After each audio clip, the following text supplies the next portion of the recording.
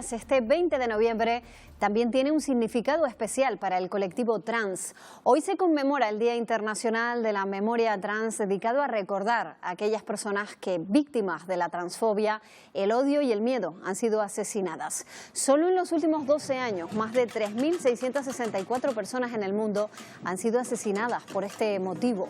La transfobia no solo se manifiesta en violencia social, sino también institucional, porque deben ser las instituciones las que tienen que cumplir con su deber de proteger y crear leyes que ayuden a prevenir la discriminación que sufren las personas trans. Bueno, pues hoy vamos a hablar con Alecay Jai, que es secretario general de la Asociación Transgirl Canarias. ¿Qué tal? Muy buenos días, Alecay. Buenos días. Hola. Hola, ¿qué tal? Buenos días. Bueno, en la distancia, pero muchas gracias por cedernos este espacio para poder visibilizarnos. Bueno, gracias a ti por estar en Buenos Días Canarias. Hoy es un día en el que se conmemora el Día Internacional de la Memoria Trans.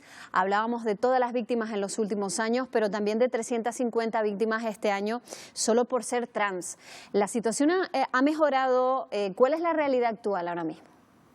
Pues la realidad actual es que esperábamos que este año pudiese haber mejorado, porque al final, debido a la situación actual que estábamos viviendo, pues el confinamiento obligaba un poco a estar todas en casa y eso nos hacía pensar que podía haber mejorado, pero la realidad es que en referencia con el año pasado, las víctimas han aumentado en un 6%, y de hecho el año pasado fueron 331 personas trans las que fueron asesinadas y este año son 350, de las cuales, y siempre es bueno visibilizarlo porque también es importante que la gente lo conozca, el 98% eran mujeres trans o personas transfemeninas, lo que ya demuestra también que vivimos una doble discriminación dentro del propio colectivo, porque son ellas las que siempre se llevan pues las cifras más altas dentro de estas estadísticas.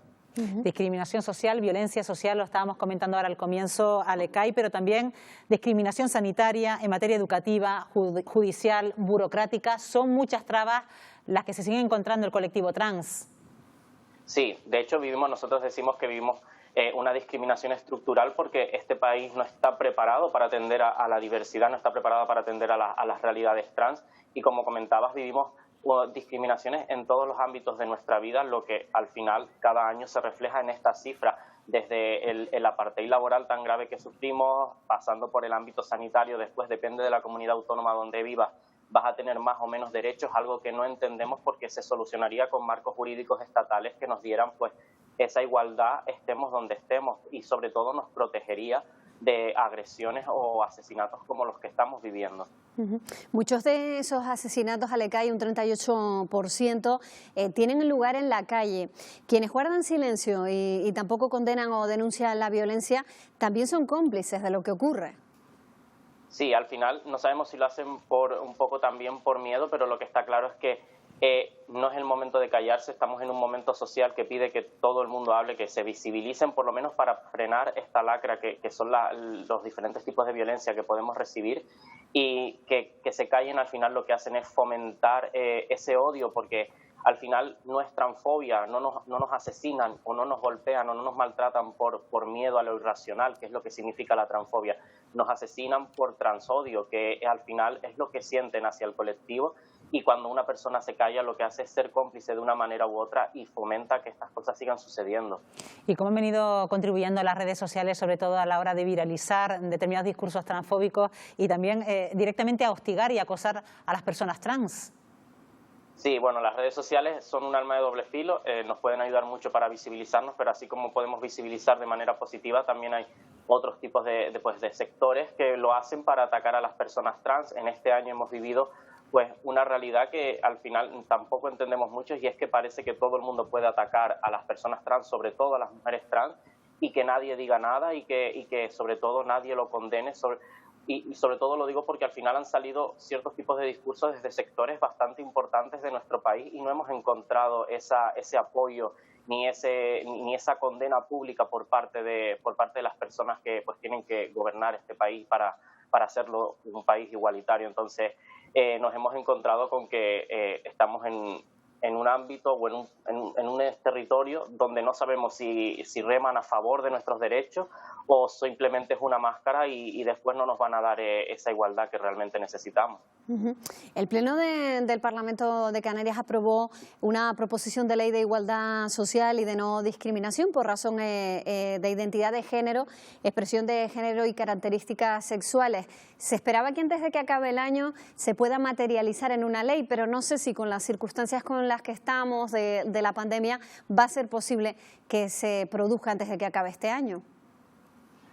Pues yo creo, deseo, no sé si estoy siendo a lo mejor demasiado optimista, pero estoy segura que las demás entidades de Canarias también lo piensan, que deseamos que sea antes de que termine el año. Ahora, pues todo dependerá un poco de esa predisposición que haya dentro del Parlamento y también de las circunstancias actuales, pero sí que tenemos un buen feeling con este caso, con todas las agrupaciones que pertenecen al Parlamento de Canarias, y si todo va como parece que está yendo, pues no queremos no pensar que no pueda salir este año, porque ese es el objetivo, que antes de finalizar el año tengamos una ley, sobre todo para proteger por lo menos a las personas trans de Canarias.